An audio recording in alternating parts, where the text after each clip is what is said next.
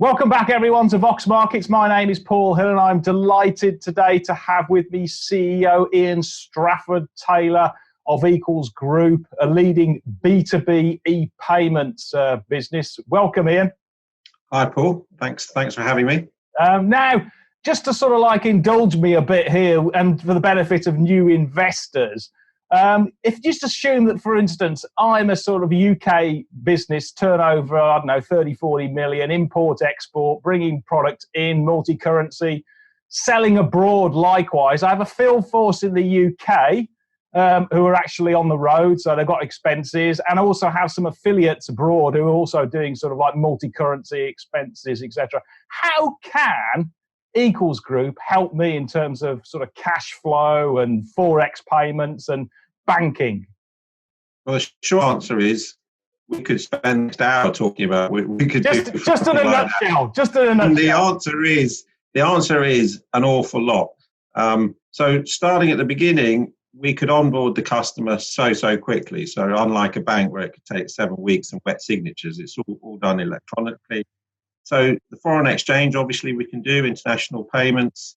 We do it on secure platforms. You could do it yourself, or we have teams of advisors that will help you go through all of this. You can do spot transactions, forward transactions on our infrastructure, which is state-of-the-art bank grade. So you've got all this speed of movement, transparency, clarity.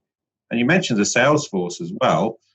We also have a solution for corporate expenses, which would allow you to manage that sales force much better, manage what they're spending, download it automatically into accounting packages, do all of the expenses online, which removes people. So we'll save you people. We don't charge per se for the platforms. We earn out of foreign exchange spreads.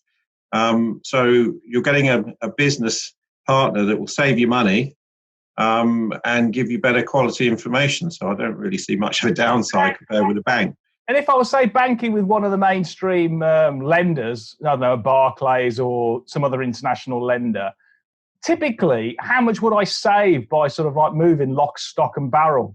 It's hard to quantify because it depends, but the default settings of banks typically charge you 2% to do foreign exchange or more. And we'd be 0.5% or less. So you're saving a lot depending on your turnover. And I think also it's the speed at which we can operate.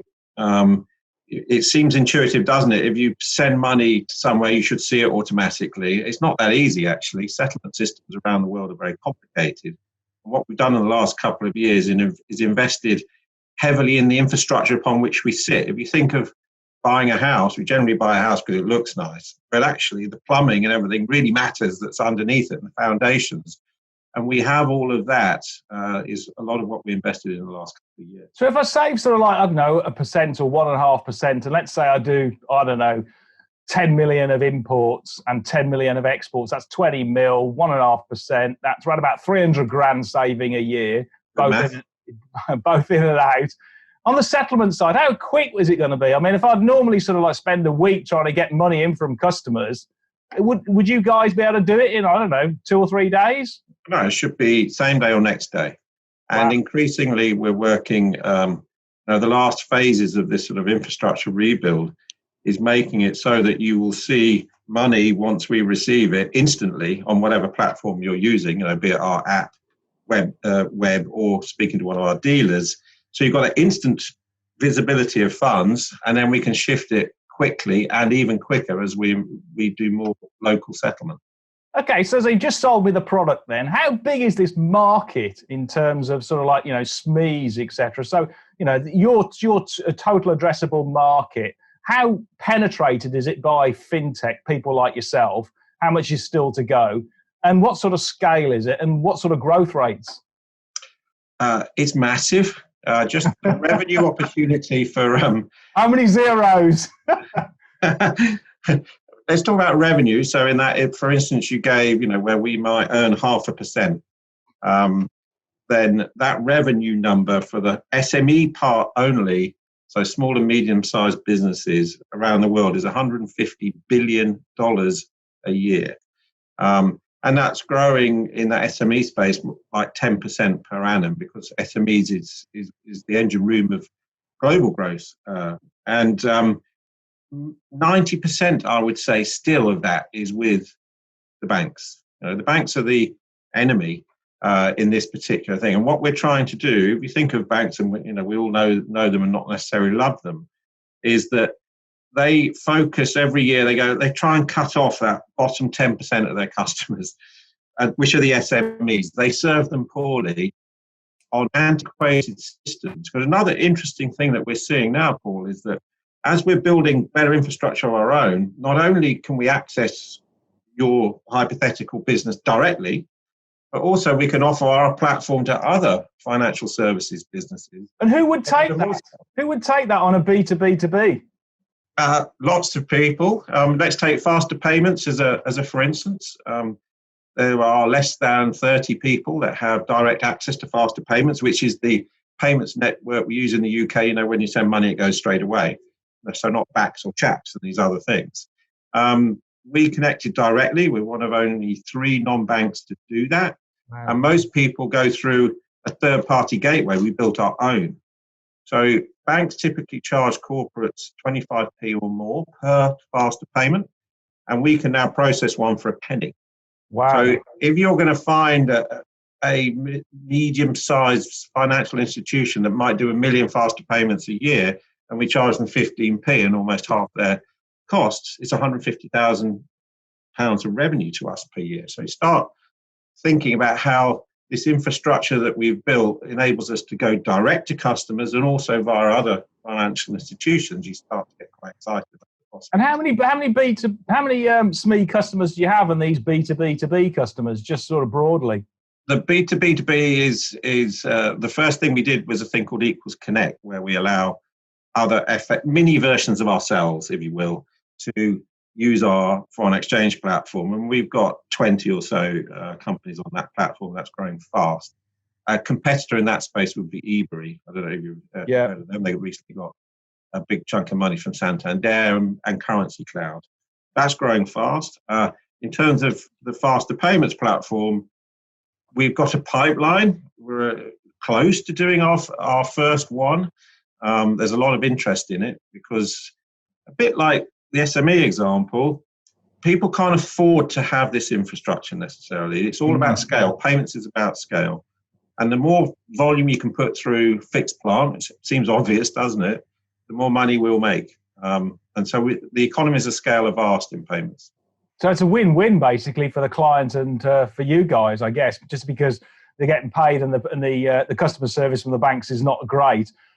They save a lot, they improve their cash flows, and they get bank-grade secure technology. Yeah. In theory, anyway. So B2B is roughly around about, I think, you had your interims, about 2/3 of the actual business.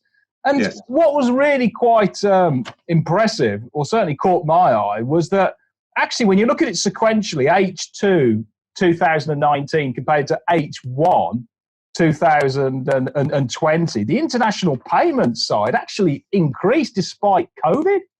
And it increased even when you take out the effect of acquisitions. Wow. It shows we're doing something right, and what we offer that's different. If you think about it, we're combining this foreign exchange heritage. Even when we were a B2C business, we still made, a good chunk of money out of FX.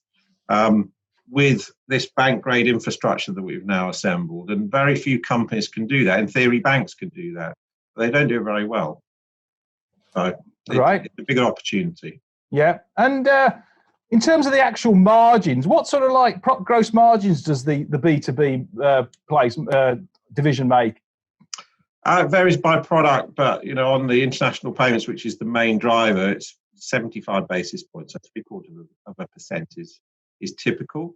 If you compare pure international payments, pure online fintech competitor, maybe you'd look at TransferWise. They charge 50 basis points, so less, but they don't do forwards or contracts, so you can buy now for settlement in 3, 6, 12 months' time, which is very important for an importer or exporter, particularly now with all our Brexit shenanigans. They don't also, what we have, which customers love if you're a corporate, is a team of what we call dealers who are there to execute your transactions for you and give you some market color expertise.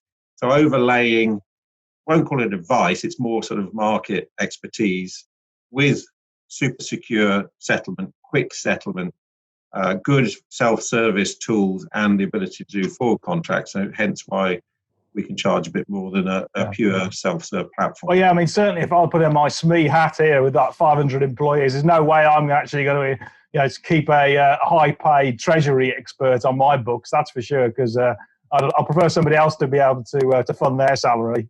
Their six figures.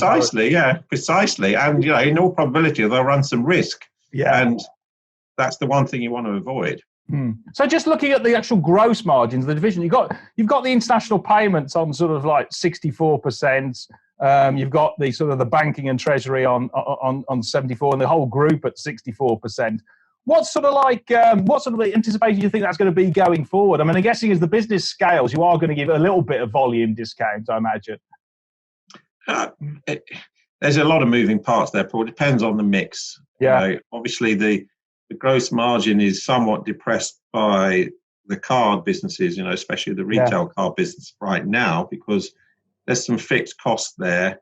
I would say, however, on that side of the business that we're in the middle of, and it's a big process of moving our entire card business off Wirecard. Wirecard had a problem in June, which has contaged over to the UK entity. So once we're on the new rails and effectively a new website, a new app, we could almost bring down to maintenance the spend on the B2C side, and we'll have a lower cost operating model. So that could improve gross profit percentage. On the flip side, if we do more as a percentage of B2B2B, that tends to be a lower gross profit percentage because you're sharing it. So hard to answer, but I think product by product will be driving the gross profit percentage better on each piece, but the overall mix might change.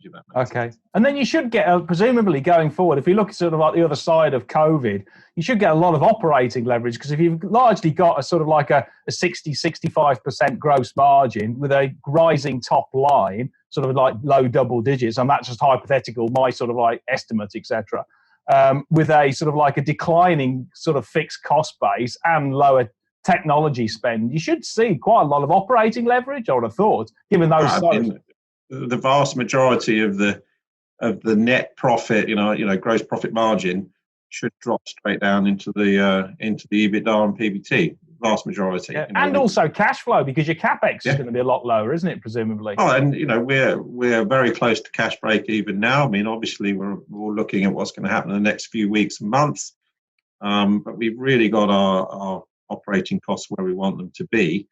I think as a recovery play, any upside in revenues literally cascades straight down into cash and P&L. Yeah, and I was just looking at, the revenue per working day here, just because from the interims. I mean, just reading them out. H2 last year, you did 137,000 per day. You got slightly hit, obviously, the back end of Q1, 126, and there's less people traveling, I guess, because it's deepest winter. Yeah. It then went down to sort of like 80 or 82, and now it's sort of coming back quite strongly. What was the last sort of? I think it was the quarter to date was something like 114. Was that right? Wasn't it? Yeah, I mean, and the corporate expenses platform I alluded to earlier, was just getting back to pre-COVID levels. And as I say, who knows what's coming now? But I think we've shown how resilient the business is. However long. I think we have to remember, let's cast our minds back to 2019.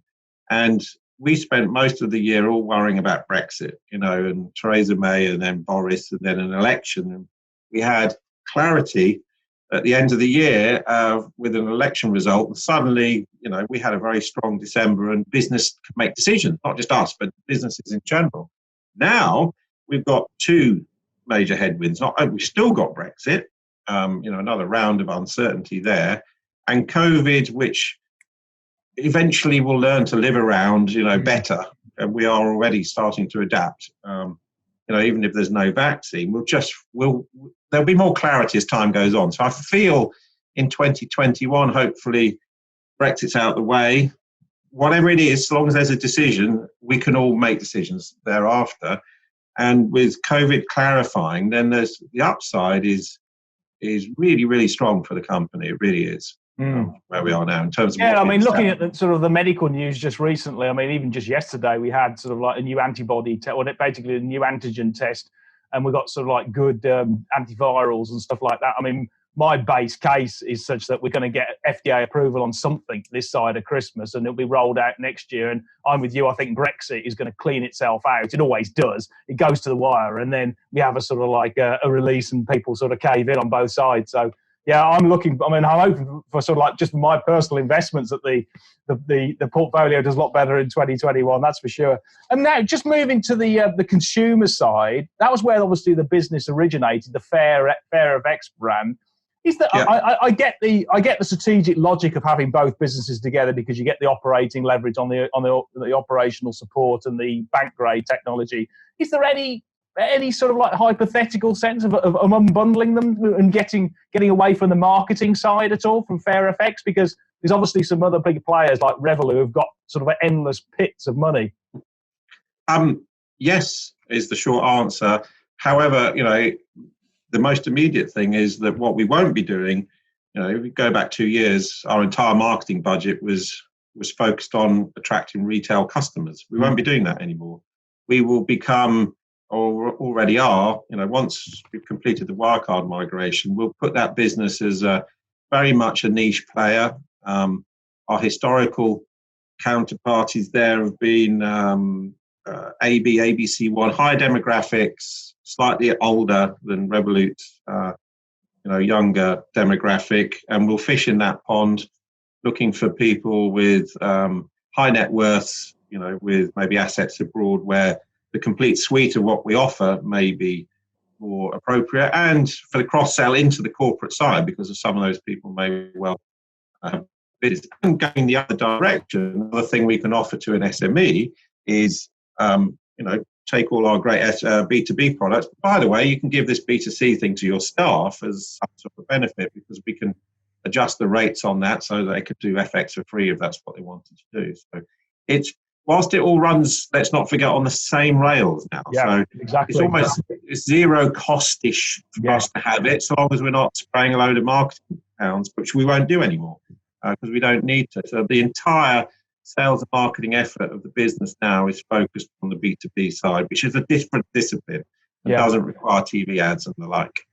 Okay. And then sort of like, what are the other areas, sort of key drivers? I mean, we've got lots of sort of like, the pistons in the sort of the equals engine. I mean, I think you mentioned on the interims call that there was some new product launches, data mining and the CRM and these sort of things to sharpen the focus and perhaps increase, further accelerate the top line growth. Yeah, and I think tangential to that is important for everyone to understand that whilst we're bringing down the cost base, we are investing where it makes sense. So we're putting in a brand new CRM system, not Salesforce because that is prohibitively expensive, but a very good solution that will help us drive the sales effort on the SME side in particular. And in terms of new products, I'm slightly reticent to say because I want them to have the impact when they're there and say, "Oh, this is coming by then." And I don't want to overpromise and underdeliver. That's a lesson that you definitely. That'll be sort of like upselling into the existing base. So effectively, and trying to get new customers. So you're sort of like selling more share, getting more share of the wallet of your SMEs. I think the whole sales process here, because we were so focused for many years on the retail side and the marketing there, the sales focus on the B2B side, not disorganized, but could be more efficient. Starting from lead sourcing, so we buy lead lists like everybody else, given the salespeople. We could pre-qualify those lead lists by narrowing them down to companies that are more likely to take our products and give that to the same salesperson that makes the same 100 calls a day. They're going to get more hits. Yeah. And if you work on the funnel all the way down, all the way to the onboarding piece, which I alluded to at the beginning, that we've now put in a system where a corporate just has to enter their company's house number and it pre-populates all this stuff about share ownership, directors, and all that good stuff. It can take ages to do, if you've ever signed up for anything like that. Then if we can remove friction all the way through the funnel and improve efficiency, that's the investment we're making now. So the sales effort will be far more efficient And the CRM is a key part of that. So once you've got, I mean, you've already got a customer, presumably though, if you add new products and services on, marginal cost, I would have thought, and almost instantaneous implementation. Yeah. Yes. Yeah. No. There's not rocket science. It isn't right, but largely I was talking there about signing up new customers. You're absolutely right. The opportunity with the customers we already have is significant. Be it earning more out of them or reactivation. We call that the back book here. And the new customers is the pipeline. So we're investing in more sales or revenue generating people. And actually, whilst I feel the headcounts around the right sort of level now, 250 to 270 probably where we should end up as the operating weight of this business. What we're intending to do is provide more clarity to the investor community about, I don't particularly like the terms, but you'll understand what I mean, front office, middle office, back office. Yeah. And the mix will change over time, so that we'll have more front, less middle, less back as a percentage, because we've built the stuff. It's driving efficiency, so we need less people in the back, and we can process at scale. Let's sell it more. It's kind of that binary. Yeah. And I noticed, I mean, you had about over 7 million of cash at the half year, and also in the quarter, it's only sort of marginally ticked down by about 300 grand or something minor anyway. So you've still got over 7 million in the bank. You're going to be, I think you're not guided, but you indicated that hopefully the business will be break even in Q4 and then positive in 2021. What are you going to do with the money? You're not going on a long holiday, I hope. You need some spare money anyway, because you never know, particularly in currencies. It could be that some rate dislocates and we have to collateralize, somebody like a bank or whatever, a chunk of money. So you need something spare to feel safe. But we have had numerous M&A opportunities over the course of this year. Yeah. And we did 2 last year, both of which, by the way, have performed exceptionally well.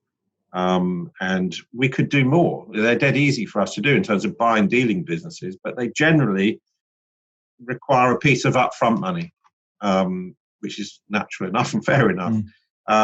And we haven't done those because we wanted to preserve cash, because who knows what was going to happen. Think back to March. I don't think anyone would have predicted we'd have 7.6 million of cash on the 18th of September. Nobody. Yeah. We were more conservative than that ourselves. So it's been a great result. I think as it unfolds as you described, then we can get back into the M&A game in terms of picking up some of those smaller dealing businesses that just can't compete or don't want to necessarily use our B2B2B platform. So we have a range of options, if you will, to penetrate the market, of which buying business is just one of them. And effectively, you'd be buying their customer base to lift and shift straight onto your platform. So the synergies, presumably, the turnover would just drop down to the bottom line almost. Yeah. So the back office come onto our platform. It takes about 30 minutes for us to do it after signing it. So complicated integration there. Yeah. Well, that's it's a skill. I remember when we did our first acquisition, people go, well, the market needs to see that you can do that. I go, well, yeah, easy. It's not. And we've got good at it. Okay. And then just sort of finally, game big picture, let's sort of look forward 3 to 5 years, etc. I mean, the business did what in the first half, 13.8 million, obviously hit by, COVID on the Fair FX side. But let's just sort of say, for argument's sake, it does 28, 29 million of turnover this year. I mean, that's just my sort of view. How large do you think this business can get to in terms of scale in sort of 2025? Double? Oh, more than that. Hey, listen, I know my CFO, the reason you've not had him on this call, isn't there? Oh my God. Listen, is 50 million in line of sight? Of course it is. If we had the COVID wasn't there, I'd be expecting to make mid-30s or higher next year. And the line of sight there to double from 28 to what's that, 56. Yeah. Yeah, but I'd be disappointed if we were only there in 2025. So if you looked at, I mean, just say conservatively then, so let's just say 50 as an argument's sake, and I'm sort of like, putting my investor hat on here. I mean, you've got fintech sort of payments companies currently trading at between 5 to 10 times. So let's just take a modest multiple of 5 times 50 by 2025. That's a 250 market cap. You've got cash in the bank, and you've only got 170 or 180 million shares. So just doing the maths, that's probably roughly around about, I don't know, £1.30 or something like that compared to a 25, 26p. Seems like you've got a good runway there. I'd agree with you. Of course, I would say that, but I personally, I do take it personally. I take the share price personally, and I have to explain to everyone that worked here who, they're really putting in a shift, and it's the vagaries of the market, and I just hope that eventually, let's be honest, we've moved from a B2C to a B2B business in public view and done a lot of investment, and people just need to see the fruits of that, I think. Yeah. And that's fair enough. I get it. But it is sometimes soul destroying. You actually caught me on a day and I think, oh goodness, we came out with a good set of results and not seen any particular uplift. But sooner or later, I think that penny will drop and everything you just described will become clearer. And in the meantime, we just have to carry on doing what we're doing. What I see in my seat internally, especially with a slightly reduced workforce, is that, people are there's a massive team spirit here, and people are really working so hard, even distributed, at home. The productivity is way up. There's a lot of excitement in terms of what we do because we can see it, we can feel it, and we can feel it obviously before investors can feel it. But that's what I'm hoping I can explain better to the investor community over the coming months. Yeah, well, certainly I'm again putting on my sort of professional investor. I can see the upside, and if nobody else sees the upside, then this is a consolidating M&A space, and I'm sure one of the other trade players would not allow the shares to stay at sort of 25p, particularly if you're hitting 50 million of turnover. So it'd seem a bit hard, wouldn't it? One way or another, we should be sort of like in a good position with a bit of luck. Anyway, just on finally then, when it comes to sort of the news flow over the next 3 to 6 months, how do you sort of see that sort of like working through? Anything that the investors should sort of expect or not expect, but sort of like, watch out for? I would hope I've got, I'm not one of those CEOs that will, put out an RNS because we've painted the walls. But, I would hope to have a couple of things to say as time goes on during the balance of the year. Obviously, we normally do a trading statement in January, and we will still do so. And, if we get second lockdowns and this, that, and the other, then I dare say I'll just give an update on how we're doing. But I'm personally enthused by what we've done, what we've tackled, the cost base, the footing we now have the business on. And I must mention Richard Cooper in this, the CFO that came in almost a year ago, who's been a fantastic addition, and really, I think hopefully the investor base can see the quality of financial information that he's producing is excellent, and that's a theme. I'd hope I have reasons to communicate. I expect to have reasons to communicate. And actually, I'm just going to ask you a final question. Once we're actually through COVID, presumably, or just a silver lining to this whole pandemic is actually it's accelerated online payments, hasn't it? International sort of like transfer, because companies have been forced to do cheaply and quickly, and just to almost like re-engineer their supply chains, if nothing else.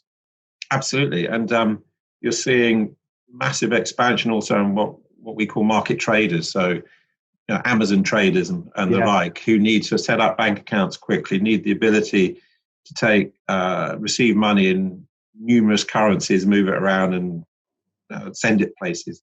All of which we can do. So, a lot of what we're investing in now in terms of the underlying infrastructure is geared to that market as well. Absolutely. For people like us, I think it will become easier to attract customers, not harder, because of what's happened. Yeah, should be a long-term net positive. Anyway, better conclude it there. So thanks very much, Ian, and I'm absolutely very, very keen to see how the business progresses over the next 6 months. So best of luck. Very nice to talk to you.